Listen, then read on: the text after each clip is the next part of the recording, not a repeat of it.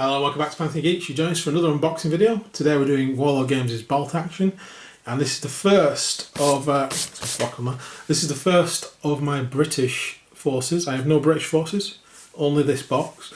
You may have seen my early German Blitzkrieg force for use in early war and Operation Sea Lion. That should be finished by now, but now we have the start of my second force. Because unfortunately Claire's playing Soviets, so I claim Britain and Germany, so for the early war it's pretty much all my armies. When we play off though, I think Britain might be played by Claire, and I might be the evil invaders, because I like being evil and invadery. But there we go. So this is the British Expeditionary Force. So again, this box picked up from my local hobby store, because it was just in, and I decided that's the place to start for me. There's plenty on the actual website. There's actually a British Expeditionary section, which I think is just a unit of 10 men. But this should contain a 10-man section. Plus, within that 10-man section, they should have a light machine gun.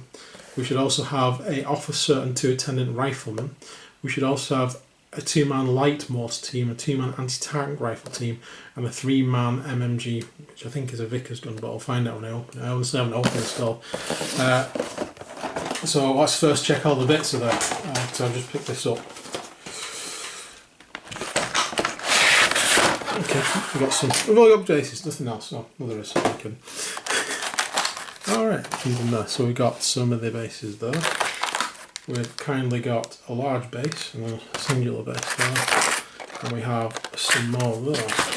So let's see what we have. You'll just see me move my German leftovers in the top corner, which I just sat on. So we have some of the sort of what I would call like bike or horse bases, because they're long. There we go. There we go. So let's see what we get in this booster first. So that's obviously a rifleman. We have another rifleman. Another one. Crouching rifleman, these are cool. We have another rifleman, and another rifleman, and a rifleman with a bayonet. We also have what looks like rather bent, but I can bend that back, that's no problem. Anti-tank gun, I would say. That looks like a machine gunner loader. Look at that. Oh, it's just a bit of, I wonder why it was raised upside, there's just a bit of flash under there. We also have some heads. We've got 5 heads, which are there. I should hope there's a lot more heads than that, because there's a lot more bodies. Open this second bit. Come on. First one opened fine.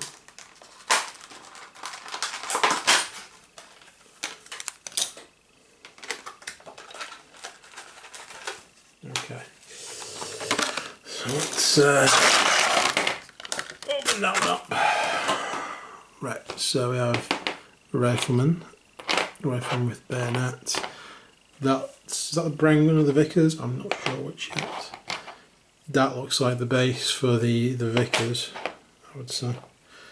We have lying down guy, probably one of the loaders. That's the Vickers, there we go. So that must be the Brown gun.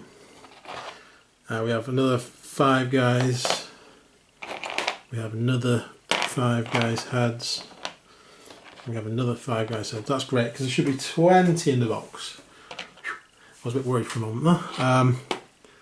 So we've got a loader. We have, what have we got here? That's probably the officer, because he's got a pistol. We have another guy who's down. Like so. We have, oh, he's got a head on already, so that's at least one spare head. Yay. He looks like a spotter of some kind. We have this guy who has the mortar, and we have this guy who has a bayonet. He's affixing a bayonet. Right, so get them all on camera. What I need to do, I need to go away. Bye. No, I need to go in and have a look at the pictures, because the box only shows. There you go. Box only shows those guys on the back, so I need to have a look and find out who belongs to what.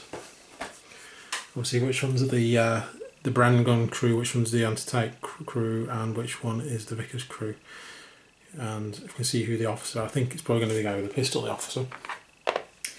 And then I'll be able to work out who's who and what goes where. So I will do that. In the meantime, what I'll also do, I'll get rid of all this flash off these guys, off the bottoms of the bases, anything that's joining up there, obviously that bit there. That's the stand actually, isn't it? Yeah, so we'll need to cut that bit off. Get the stand for the anti-tank rifle, straighten that out. I'll cut the heads off and then it's going to be easier to stick onto the bodies. So the first job is to find out who goes where and tidy these up. Lots of flash. Yeah, there we go, lots of flash. But we'll get this off with the knife and make sure we get all of it off. That's going to take some time, so I'm going to go away and do that, and then I should be back for you in a couple of seconds. Okay, now we've tidied up all the models, we've sorted everything out. So this will be the section of the infantry rifles here, these guys. It's going to be pretty simple, just going to be gluing them onto the bases because they've got these big nice flat metal bottoms. And then we have whichever head we want to put on. I'm going to put all the helmeted heads on these guys. Then the NCO is going to be this guy pointing. He's going to have one of the caps from the kit. These two guys, they're going to be the accompanying soldiers, sorry, these two. Accompanying soldiers for the lieutenant. He's going to have this cool head with the moustache on, and that's him holding the pistol, as we thought. The Vickers team are there, that's those three guys, all with helmets. I've actually put the mortar team on this end of the base. I had some spare large bases, which I was using for the German teams. So I've got a spare one, I'm going to put that on the mortar. I think it looks better, because when this guy's on properly, he's at a slightly weird angle. He doesn't really fit onto they don't line up basically like these guys do when they're sat next to each other. So the anti-tank gun and the rifle squad's Bren gun are going to go on those long bases there. And now it's just a case of sticking them all together. There's literally not much in it, just put them to the bases and then put the heads on. This is about the only difficult part, which is the Vickers gun, which has this bit here, that's like a counterweight on the gun. And then we have this part here, which is what connects into the stand on the tripod. And then this pipe comes down from the front of the gun and into the canister in front of it as well. And it just connects to the body. Everything else is straightforward. So I'm just going to go ahead and stick these together, stick them to the bases apart from these guys and apart from the loader, so it's easier to paint basically. But I will stick the mortar guy and the actual guy with the Vickers gun on the bases. So we're back in a second with it all stuck together. Okay, so there we go, all finished, glued together. Did have to use some putty on the Vickers gun. It's at a weird angle when you've stuck it on, it is pointing slightly down, so I've built it up underneath and moved it so it's sort of twisted, so it's a bit more straight on, so it looks like he's actually shooting somebody. Plus I can build this up then and make it like they've got some sort of like emplacement that they're actually hiding behind. So everything there is stuck on, apart from these two guys and this guy. He's going to go on there. Ooh, there we go. When they're painted. I might build up a little bit around here as well to make it like they've got some cover. And that's it.